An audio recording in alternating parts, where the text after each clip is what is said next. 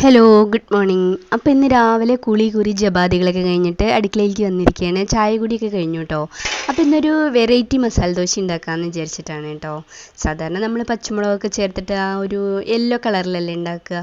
അപ്പോൾ ഇന്ന് വേറെ വ്യത്യസ്തമായിട്ട് ഉണ്ടാക്കാമെന്ന് വിചാരിച്ചിട്ട് ഇതാ ഉരുളക്കിഴങ്ങ് വേവിക്കാൻ വെച്ചിട്ടുണ്ട്. പിന്നെ 2 സബോള, കുറച്ച് ഇഞ്ചി, വെളുത്തുള്ളി. സാധാരണ മസാല ദോശയിൽ വെളുത്തുള്ളി ചേർക്കില്ല തോന്നുന്നു അല്ലേ.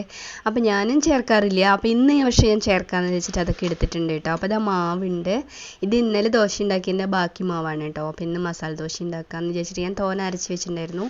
പിന്നെ ഇത് സാമ്പാറാണ്. ഇത് ഇന്നലത്തെ സാമ്പാറാണ്. പക്ഷെ ഞാൻ എടുത്ത് വെച്ചിട്ടുണ്ടായിരുന്നു. ഇന്ന് രാവിലെ മസാല ദോശയ്ക്ക് എടുക്കാമെന്ന് വിചാരിച്ചിട്ട് തോന ഉണ്ടാക്കിയിട്ടുണ്ടായിരുന്നു. അപ്പോൾ നല്ല തിക്ക് നല്ല അടിപൊളി സാമ്പാറാണ് കേട്ടോ. അപ്പോൾ ഇതാ നമ്മുടെ അതിന് വേണ്ടിയിട്ട് ചട്നി അരയ്ക്കാമെന്ന് വിചാരിക്കുകയാണ്. ഒരു കട്ട ചട്നി അരയ്ക്കാം. സാമ്പാറും മസാല ദോശയ്ക്ക് നല്ല ടേസ്റ്റ് അല്ലേ. അപ്പോൾ അതിന് വേണ്ടിയിട്ട് കുറച്ച് തേങ്ങ ചിരകി എടുക്കുകയാണ്. ഒരുപാടൊന്നും വേണ്ട, കുറച്ച് മതി.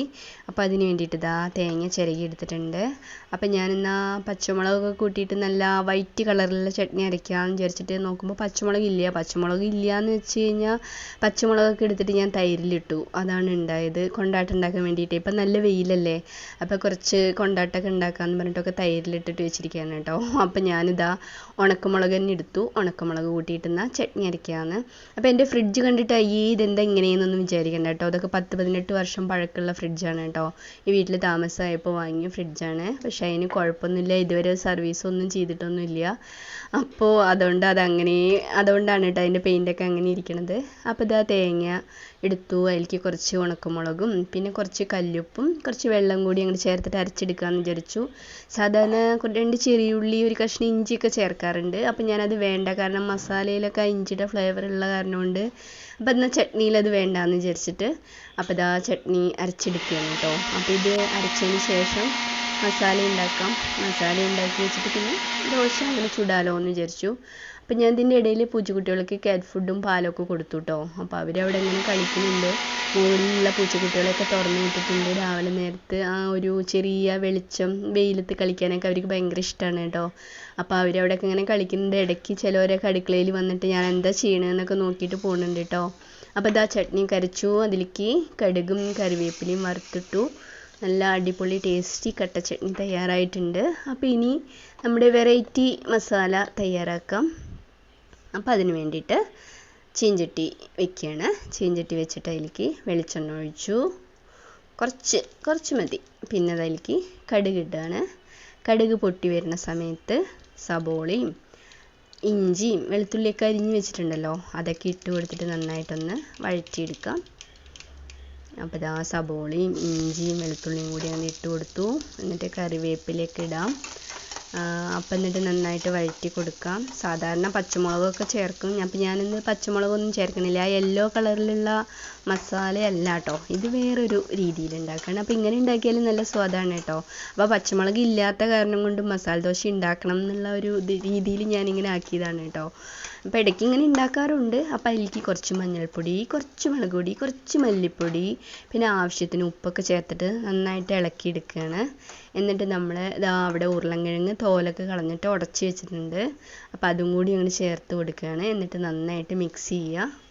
അപ്പോൾ ഇതിങ്ങനെ ഭയങ്കര ഡ്രൈ ആയിട്ടിരിക്കും. ഇങ്ങനെ നമ്മൾ ആ പൊടികളൊക്കെ ചേർത്ത കാരണം കൊണ്ട് നല്ല ഡ്രൈ ആയിട്ടിരിക്കും. അപ്പോൾ അതിന് വേണ്ടിയിട്ട് ഒരു തുള്ളി വെള്ളം ചേർത്ത് കൊടുക്കുന്നുണ്ട് കേട്ടോ. അതൊന്ന് ആ കുഴഞ്ഞ ഒരു ഗ്രേവി പരുവം പോലെ ആവാൻ വേണ്ടിയിട്ട്. അപ്പോൾ ഒരു തുള്ളി വെള്ളം ഒഴിച്ചിട്ട് കൊടുത്തിട്ട് നന്നായിട്ട് ഇളക്കി മിക്സ് ചെയ്തെടുക്കുകയാണ്. അപ്പോൾ ആ വെള്ളമൊക്കെ വറ്റി വരുന്ന സമയത്ത് നല്ല അടിപൊളി മസാല തയ്യാറാവും കേട്ടോ. ഞാൻ കറിവേപ്പിലൊക്കെ ഇട്ട് കൊടുത്തിട്ടുണ്ടായിരുന്നു കേട്ടോ. അപ്പോൾ ഇതാ മസാലയൊക്കെ നന്നായിട്ട് ഇളക്കി അതിലത്തെ ആ വെള്ളമൊക്കെ വറ്റി വരുമ്പോൾ നല്ല കട്ടിയിൽ നല്ല അടിപൊളി മസാല തയ്യാറായിട്ടുണ്ട് കേട്ടോ. അപ്പോൾ ഇത് ചപ്പാത്തിക്കും വേണമെങ്കിലും എടുക്കാം കേട്ടോ. നല്ല സ്വാദാണ്. പൂരിക്കും ചപ്പാത്തിക്കൊക്കെ നല്ല സ്വാദായിരിക്കും. പക്ഷേ ഞാനിന്ന് മസാല ദോശയായിട്ട് എടുക്കാമെന്ന് വിചാരിച്ചു. അപ്പോൾ ഇതാ മസാല റെഡിയായി. അപ്പോൾ ഇനി ദോശ ചുട്ടെടുക്കാം. അപ്പോൾ ഇതാ മസാല അടിപൊളിയായിട്ട് റെഡി ആയിട്ടുണ്ട്. അപ്പോൾ ഇനി ദോശ ചുടാം. അപ്പോൾ ഇതാ സാധാരണ മറ്റേ കല്ലിലാട്ടോ ദോശയൊക്കെ ചുടാറ്. എനിക്ക് ആ കല്ലിൽ ദോശ ചുടേണ്ടതാണ് ഇഷ്ടം. ഈ നോൺ സ്റ്റിക്കിൽ ചുടേണ്ട അത്ര ഇഷ്ടമില്ല. പക്ഷേ ഈ റോസ്റ്റ് മസാല ദോശ അങ്ങനത്തെ സംഭവങ്ങളൊക്കെ ഉണ്ടാക്കാൻ വേണ്ടിയിട്ട് ഇത് തന്നെയാണ് നല്ലത്. അപ്പോൾ നെയ്യ് ഉണ്ടായിരുന്നില്ല കേട്ടോ. നെയ്യ് ഒഴിച്ചു കൊടുക്കുന്നതാണ് കുറച്ചും കൂടിയും ബെറ്റർ. അപ്പോൾ നെയ്യ് ഇല്ലാത്ത കാരണം കൊണ്ട് ഞാൻ വെളിച്ചെണ്ണ ഒഴിച്ചു കൊടുത്തു കേട്ടോ. അപ്പോൾ നെയ്യ് ഇല്ല എന്ന് പറഞ്ഞപ്പോൾ എന്താ പറയാതിരുന്നതെന്നൊക്കെ ചോദിച്ചു. ഞാനിപ്പോൾ അത്രേ കാര്യമായിട്ട് എടുത്തില്ല. ഇപ്പോൾ മസാല ദോശ ഉണ്ടാക്കുന്നുള്ള ഒരു പ്ലാനൊന്നും ഉണ്ടായിരുന്നില്ല കേട്ടോ. അത് പെട്ടെന്ന് അങ്ങനെ തീരുമാനിച്ചതാണ്.